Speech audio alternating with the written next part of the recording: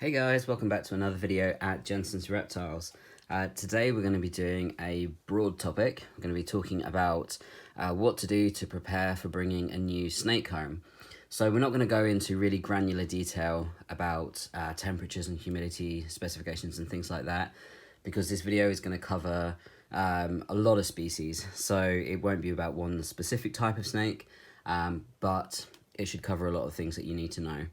So first things first, you want to be as prepared as possible before you bring your animal home. One of the things that I see time and time again, and a lot of questions I get, is I've already got this animal but something isn't quite right. What have I done wrong? In an ideal world, we need to know what we've done wrong before we have the animal so that we can fix whatever the problem might be, so that when the animal does come home, there's not going to be any stress for them outside of having to move house. So they'll have their temperatures right, they'll have their humidity right, the right substrate and everything like that right from the get-go. That way, if you do have any other issues with the animal themselves, it's a lot easier to deal with rather than starting to try and fix everything from scratch. A lot of the reason behind me making videos like this is because I've made mistakes in the past. Years and years ago when getting new animals and not being as clued up as I should have been, not just could have been, but definitely should have been more aware, and made some mistakes. And it's sometimes a very expensive mistake to make because you completely have the wrong enclosure or the wrong heating or the wrong lighting or whatever it may be, and you need to buy everything new. So hopefully I can help some of you guys avoid any issues like that. If you have any kind of specific questions, please check if I have a video about that animal already. If I do, go and watch the care guide and pop your questions on there. But otherwise, we're going to cover kind of that checklist stuff that you need to have ready before you get your pet. So I'm going to use Aki as an example today. She's over in her hide at the moment. We'll get her out in just a sec. But this is her enclosure. So that's one of the things that we'd want to have ready before getting the animal, making sure that the enclosure is built, sealed, it's had time to cure and dry, and then you've put your substrate in, whatever branches or climbing equipment you're using. You've got a water bowl that's got nice fresh water in there ready for when your animal arrives. Obviously you want it to be fresh on the day that they arrive. You've got hides, so like Aki's rock hide over there that she's in currently, and then I like to use something more natural on the cooler side of the enclosure. That's just my preference, but make sure you have minimum 2 hides. If you have a baby snake, the more the better. Lots of hiding places is fantastic, and then you can have as big as an enclosure as you want, as long as they feel that they have nice secure places to hide out in. Then of course you want to make sure that you've got your heating all set up. So I choose to use ceramic heaters, so that's all set up. It's on a thermostat. It's on the correct thermostat. Everything's working. I can check the temperatures throughout the tank before the snake is here. You want to make sure that you've got a good quality digital thermometer as well. I like to use the white python thermometers because you can move them around the enclosure, and it's a hygrometer too. You also want to make sure that you've got locks for the glass. Snakes love to escape, so making sure that they stay nice and secure is a priority, especially if you're new to snake keeping and you're not sure of the gaps that they can potentially get out of. You want to make sure that at least you've got the front of your tank nice and secure and locked down. So in these enclosures, I like to use Viv wedges. They just lock into the glass like so, and it stops it from opening. Absolutely a must before your snake arrives is having those, so that when they are in, you don't worry about them getting out on the first night. You can sleep easy knowing that they're nice and safe in there. Of course, lighting. You want to make sure that you have your lighting all set up. I would absolutely recommend getting a digital timer as well, so that you can have the light set to go on and off at the times of day that you want. You don't need to be home, you don't need to be worrying about it. And also your snake has a routine right from day one, which is really important.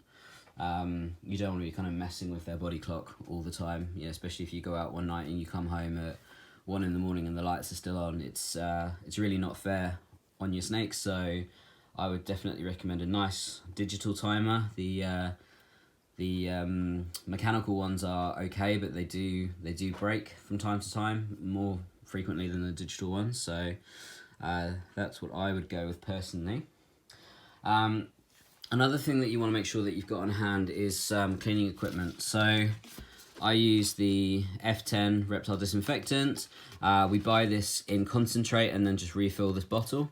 So of course your snake's going to make a mess. It happens. With some snakes it happens twice a week, with some it's weekly, some it's monthly, but they will make a mess at some point. So you want to make sure that you can clean it up. You don't need to go and run to the shop quickly, you have everything ready. Hand gel as well is really beneficial. So you can just pop a little bit of that on your hands a couple minutes before getting your snake out. It does smell quite strong, so I would usually recommend waiting a moment. But it's great to have it on hand, and these wipes are good for a quick cleanup. Maybe a little bit of dried urea on the floor of the enclosure or on the wall or something like that. Quick wipe down with one of those and you're good. But of course you can definitely just use a spray and a cloth or a paper towel, whatever you like. But having kind of cleaning equipment and disinfectant stuff on hand is it's important. You want to make sure the animal's enclosure is kept nice and clean, and of course that your hands are clean when you're handling them. The other thing to have is food. So what you'll want to do is check with whoever you're getting the snake from beforehand, what size food they're currently eating, and if they think they'd be ready to move on to a bigger size, so that you can stock up a few things in your freezer. I'm not saying that you need to be prepped for months and months, but you definitely want to have a couple weeks worth of food there. And I would say usually the next size up of the food as well if you have a baby snake, because you don't know if they're going to be on the cusp or not a lot of the time, unless obviously you've spent a lot of time with the snake before bringing it home. So definitely have food and kind of any extra supplements that you're going to be feeding on hand and ready stocked for before your snake gets there. And then kind of optional stuff, any kind of handling equipment you want. So snake hooks are great if you're a little bit worried about kind of free holding, or if the snake's a little bit timid. Snake hooks are really helpful. I've used gardening gloves in the past with particularly bitey snakes, so anything like that, it's good to have it already. Not that you'd be handling the snake straight away anyway, which we'll talk about in just a sec. Another thing that's good to have on hand, but again is optional, is spare equipment. Now, I live in a city, and it's still actually quite hard to get hold of the equipment that I use. So I can buy something on Amazon Prime, for example, and it'll be here the next day, but the prices are often a lot higher than they are from an online reptile store. So when things are on sale, we'll definitely bulk up and have some spare equipment. We've got a lot of animals here, so if you're in the same situation, it's handy to have that spare stuff readily available. And even if you've just got the one snake, you know, if your heat goes out and it's a cold night, you can turn your central heating on. But if you don't have that option, if you can't heat the room efficiently for your pet, and you don't have spare heating equipment, and say it's the weekend coming up or a bank holiday, you're kind of screwed. So it's definitely worth making sure that you've got some spare bits on hand if you can. It'll be helpful in the long run. So I think next up we'll talk a little bit through a quick timeline of kind of purchasing your snake to that moment that you bring them home, and we'll get Aki out so we can talk through it with her as well. Alrighty, so timeline wise, you're going to start with choosing your snake essentially. Now whether that's from a rescue or a pet shop or from a breeder, of course that's completely your choice. Now one thing that I would definitely recommend is seeing the animal before you put any kind of payment down. Not only have I witnessed hundreds of experiences where somebody's paid for an animal and what they've got is completely different or very unhealthy or dead. It's really not something that you want to get involved with. It's so heartbreaking, and it really just not a pleasant experience. And trying to fight with somebody over that to try and get your money back or the animal that you wanted can be really tough. So basically what you want to check for is Nice, healthy animal, not too overweight, not too underweight. You want to check for nice, bright eyes. Let me see. Yep, so you can see there's a nice shine on Aki's eyes. You want to check for good, healthy skin. So no marks, no burns on the skin. Of course, if you're rehabilitating an animal, it's a very different matter. We've taken in animals in all conditions here, and it's hard work and it's expensive. So what I would say is, if you're a first-time snake owner, go for the healthiest specimen you can find. It's not a matter of playing vet. In fact, you will end up at the vet, and it can be extremely expensive to treat an exotic pet. So the healthier they are at the beginning, the better. So what you want to do is look for an animal that's displaying normal levels of activity. So for a royal python, for example, they may sit in a ball. They may not want to, unravel. That's fine. That's normal. You still want to be checking their eyes, their skin, and their vent as well. So she doesn't want me to show you her vent right now. She must be camera shy. But essentially the cloaca, just above the end of the tail there, to make sure that it's clear of any discharge, there's no reddening, and that orifice is essentially clear and clean and healthy. So those are the first things that you want to check for. You also want to check for snake mites. If you see anything running along the belly of the snake, or any raised bumps on their skin, have a closer look. If you are going to a pet shop, it's absolutely fine to ask to look at the animal up close. Even if they don't want to let you hold it, you can definitely get the torch out on your phone. Don't shine it in the animal's eyes, obviously, but you can take a really good look at their scales to make sure that everything's healthy there.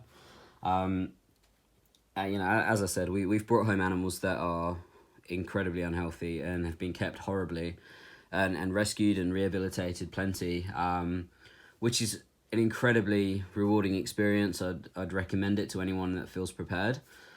But as I said, if you're a first-time reptile owner, first-time snake owner, go for a healthy animal, because it can just be so expensive in the long run to get them to that point of feeling good again. So I digress. We've covered the animal being healthy, so that's the first thing we want. You've got your setup already at home, so you're good to go. One thing that you will want to do is bring a container with you to collect your animal. So I've got one over here. If we have a look. So here in the UK, we call these rubs. They are branded as really useful boxes. They've got nice secure lids, so they clip on both sides, and they're not airtight.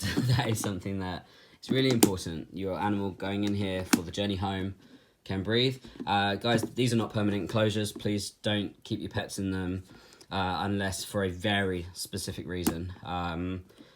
That's too small for our home for anything. So you want to take this along with you to the pet shop or breeder or wherever you're getting your snake from. And what I would also recommend is bringing along a snake bag or a pillowcase to pop your new friend in. Fill that out with some paper towel and line the enclosure with, the tub with newspaper to keep it nice and insulated. If you are picking up an animal in the winter, make sure you drive there with the heat on in your car. Maybe even put a little hand warmer pack in whichever container you choose to use, just to keep your pet warm for that journey home. If you can avoid picking up a snake in the cold, I would always recommend avoiding it. It's not a pleasant experience for them to be exposed to really cold temperatures. If it's a bit mild, they'll be okay for a little bit of time, but the shorter the journey the possible. If it is going to be a long journey, prep for it by making sure that they've got a nice warm space to hang out in, not too hot. So yeah, then you can go and pick them up, and then there are a few questions that you need to be asking on the day when you collect them, and that is when they were last fed, when did they last shed, and when did they last go to the bathroom.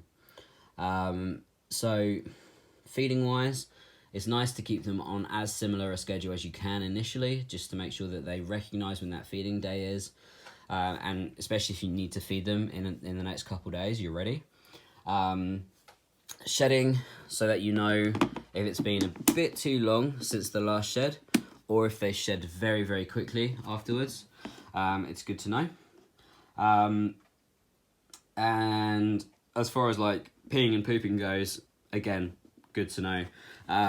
If they've just been fed the day before and they haven't peed or pooped yet, and they don't for another 2 weeks, for example, and it's a baby snake, you know there's probably something that you need to look into there, and it might be just adjusting temps in your tank, it might be a little bit of stress, or it might be something more sinister. It's worth keeping an eye on these things. And that is also the point that you should start your records. Whether you put it in a notebook or notes on your phone or a spreadsheet like I choose to, information about all of those things so that you've got access to it. If you ever need a vet check, they're going to ask you those questions. You can pull it up and say, yep, I know the answers here, here, and here. And it just means that you're a bit more aware of what's going on with your pet, and just, taking that active interest in making sure they're healthy. When you get your snake home, if it is your first and only reptile, fantastic. You can get them into their permanent enclosure in their permanent room, and happy days. If you have other animals and your snake has come from either a questionable source or someone that you don't know very well, it's worth quarantining your pet for a couple of weeks at least, just to make sure that they are healthy, and if there is an issue, that they're not going to infect the rest of your collection. We've seen some horrible cases with boas being unwell, spreading to a whole collection very quickly, and unfortunately a lot of them having to be put to sleep, which is an extreme case. But even with a case of mites, it's worth making sure that you keep it located to one spot if it does kick off. But yeah, quarantine, it's a good thing to do. Definitely recommend it. Handling wise, give them a chance to settle in. Minimum 1 week. Let them find their feet. But you know what I mean. Let them figure out their space. Know that they're safe in there. That they're not being grabbed and picked on all the time, or being scooped up when they're just trying to figure out if it's their home or not. And after a week, you can start doing some nice and slow handling for short periods of time. One thing I like to do is actually just sit like this. I'm currently sitting on the floor next to Aki's enclosure with the door open. I do this from time to time. The snakes can come out if they feel like it, and if they don't, that's fine as well. 9 out of 10 times, they'll come out and investigate and then head back in a few minutes later. A lot of it's on their terms. So with a new snake, I think that's a nice thing to do as well. Just give them time. Obviously stick to your feeding schedule for a little bit at least, to make sure that they know what's going on with food. And the last bit of equipment that I've forgotten to talk about was feeding equipment, funnily enough. So get yourself a set of tongs. They don't have to be this size. If you have tiny snakes, obviously go for smaller tongs. If you've got bigger snakes, go for bigger ones. And the last thing I'd recommend is a defrosting container. I label mine because this is the same style of container that I keep my own food in, so I want to make sure they're separate.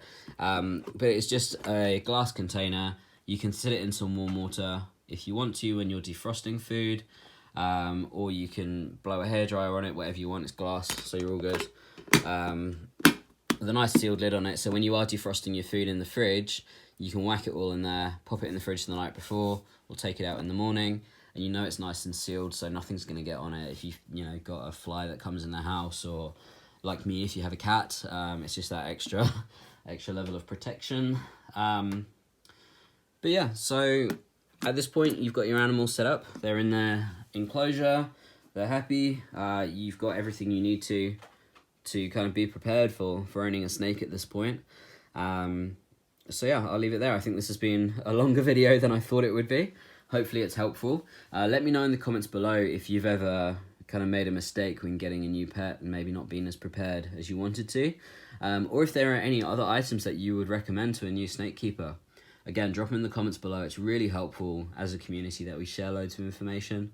And let each other know when we've done something better or differently, because it might be able to help somebody. So let's have a chat in the comments below. If you've got any questions, let me know, and I will see you guys soon.